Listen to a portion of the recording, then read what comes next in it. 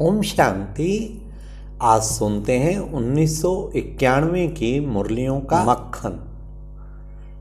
अब आगे से मुरलियाँ 90 के बाद बाबा ने बस 11 टर्न चलते थे, 11, 12, कभी 13 बस।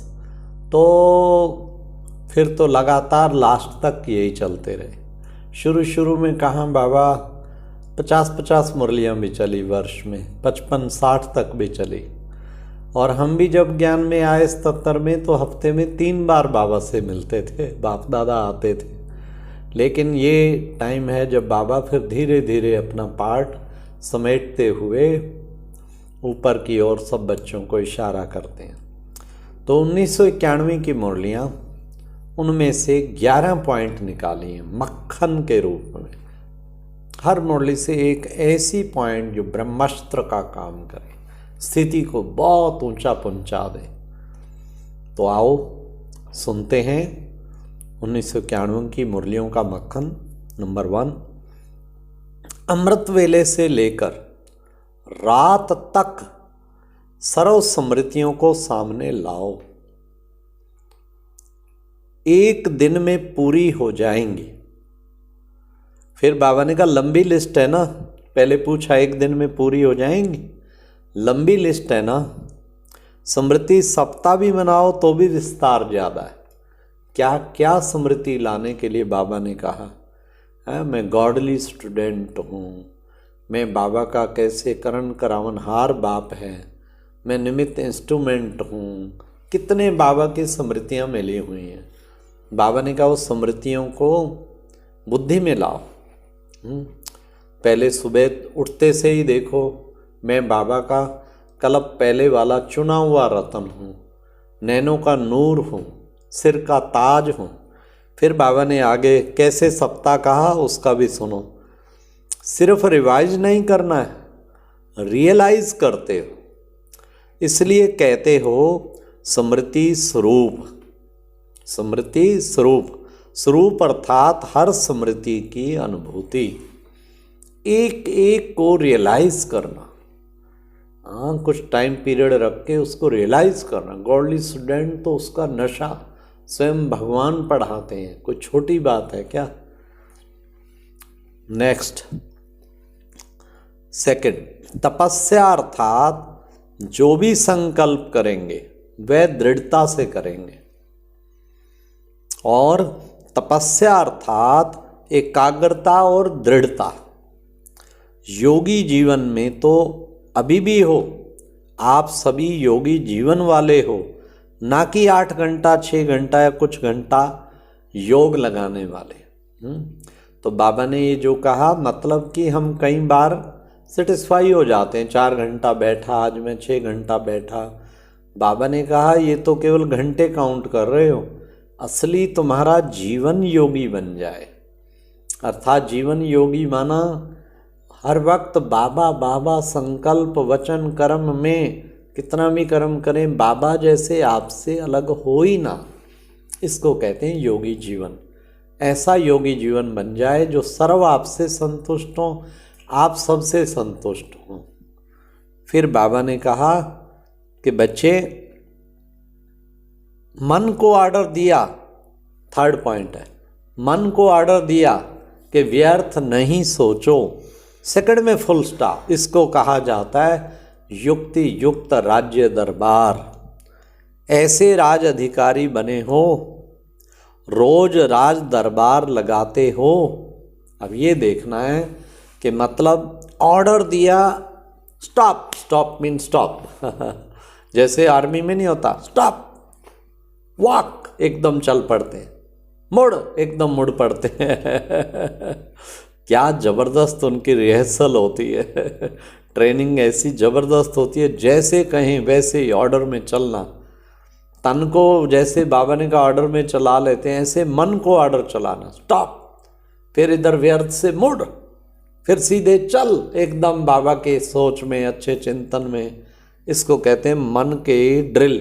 और मन की ड्रिल, मन पूरा कंट्रोल हो जाए, मन जीते जग जीत, फिर तो सारा जग जीत लिया।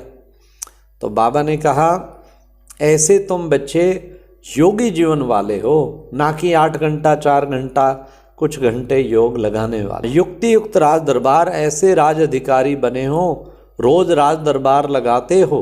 ये था 3rd पॉइंट, मन को ऑर्डर दिया और वैसे करे और डेली राज दरबार लगाए।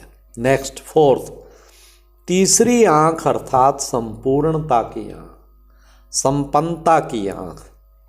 जब आप तपस्वी संपन्न संपूर्ण स्थिति से विश्व परिवर्तन का संकल्प करेंगे तो यह प्रकृति भी संपूर्ण हलचल की डांस करेगी। प्रकृति भी आपका संकल्प से तब मानेगी जब पहले आपके स्वयं के सदा के सहयोगी कर्मेंद्रियां, मन बुद्धि संस्कार ऑर्डर माने। बाबा ने आज तीसरी आंख का राज बताया। तीसरी आंख है संपूर्णता की, संपन्नता की आंख। और ऑर्डर करे, स्थिति में स्थित तो हो जाए। बाबा ने कहा विश्व परिवर्तन का संकल्प करते ही प्रकृति डांस शुरू कर देगी। डांस माना सारी सृष्टि की सफाई तो होनी है ना। तो बाबा ने कहा इसलिए, लेकिन वो तब मानेगी प्रकृति ऑर्डर, पहले आपकी कर्मेंद्रियां ऑर्डर में चल रही। नेक्स्ट 5th नंबर, एक बाबा शब्द में सारा आदि मध्य अंत का ज्ञान समाया हुआ है। क्योंकि बीज है ना, बीज में सारा झाड़ समाया हुआ है। विस्तार भूल सकता है लेकिन सार एक बाबा शब्द, यह याद रहना मुश्किल है ना। उड़ो और उड़ाओ, औरों को भी उड़ाते चलो। इसकी विधि वेस्ट अर्थात व्यर्थ को बचाओ। इसकी विधि को अपनाओ और इसकी विधि असली है वेस्ट और व्यर्थ को बचाओ। मतलब कि अपने आप को एक बाबा शब्द ऐसा लग जाए, सेकंड मेरा बाबा, कितना मीठा है तू बाबा, कितना ज्ञान का भंडार है मीठे बाबा, कमाल है आपकी तो बाबा। ये दिल से जैसे बाबा बाबा बाबा शब्द निकलता रहे। तो बाबा शब्द निकलना ये बहुत ही ऊंची शक्तिशाली स्थिति बनाने का साधन। तो बाबा ने कितना अच्छा हम बच्चों को बताया कि हम ऐसा बाबा शब्द जितना याद प्यार से चलते फिरते, बाबा कमाल है आप, शुक्रिया बाबा, आप क्या से क्या बना रहे हैं बाबा। ये दिल से जैसे ना बाबा बाबा तो जुड़ा ही रहना चाहिए हर वक्त बुद्धि, संकल्पों में, वचन में। फिर बाबा ने कहा देखो बच्चे, विशेष बात, सारे दिन में पुण्य कितना जमा किया यह स्वयं भी चेक कर सकते हो। फिर बाबा ने कहा एक है दान करना और दूसरा है पुण्य करना। दान से भी पुण्य का ज़्यादा महत्व है। पुण्य को निस्वार्थ, पुण्य कर्म निस्वार्थ सेवा का कर्म है और पुण्य कर्म दिखावा नहीं होता है लेकिन दिल से होता है। दान दिखावा भी होता है और दिल से भी होता है। पुण्य कर्म अर्थात आवश्यकता के समय किसी आत्मा के सहयोगी बनना, अर्थात काम में आना। कितनी गहरी बात बाबा बता रहे हैं कि टाइम पे किसी को कोऑपरेट करना। कोई फंसा पड़ा हो बेचारा, ऐसे टाइम पे कोई कोऑपरेट करे, कितनी बड़ी बात है। तो बाबा ने कहा पुण्य कर्म तो उसको कहेंगे ना। पुण्य कर्म अर्थात आवश्यकता के समय किसी आत्मा के सहयोगी बनना, अर्थात काम में आना। फिर दान में दिखावा होता है, बाबा ने कहा पुण्य में नहीं। तो सारा दिन चेक करो पुण्य कर्म कितने किए। पुण्य कर्म होता है दिल से, निस्वार्थ भाव से, उसे कहते हैं पुण्य कर्म। फिर बाबा ने तपस्या क्या है, 7th पॉइंट, तपस्या क्या है? मौज मनाना।